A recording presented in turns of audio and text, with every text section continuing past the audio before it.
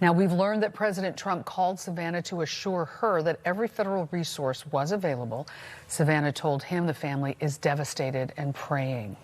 Meanwhile, authorities looking for Nancy Guthrie are playing it pretty close to the vest today as they continue their investigation. She was last seen at her home in Tucson. We've heard from the Pima County Sheriff. They say it appears she was taken against her will from her home. So a lot of us trying to figure out what goes into an investigation just like this one. Charlie Wojciechowski joins us with that part of the story and the role that technology, Charlie, may be playing in this case. Usually think about these kinds of crimes with the blood evidence and the forensics, but in terms of what is called digital forensics. As helicopters continue to hover over Nancy Guthrie's Tucson neighborhood, the investigation into her disappearance is already in high gear.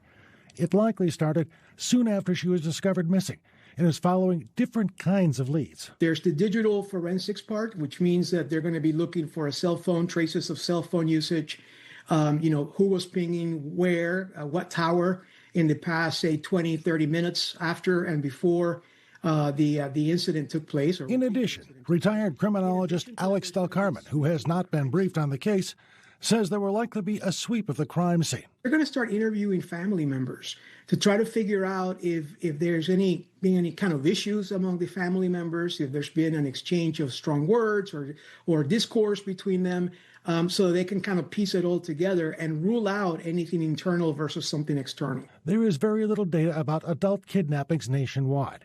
The FBI, which is involved in this investigation, says it doesn't track precise national statistics on adult kidnappings. Typically, 60 to 80,000 people over the age of 21 are reported missing or endangered every year, but only 300 to 400 turn out to be actual kidnappings.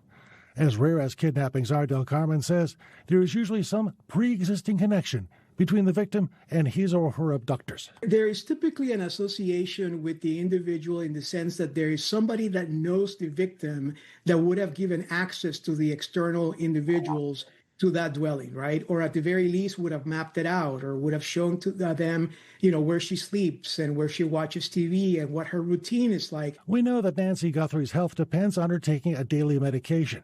Del Carmen says it is imperative that investigations like these move quickly. Time is of the essence, and time typically goes against the victim.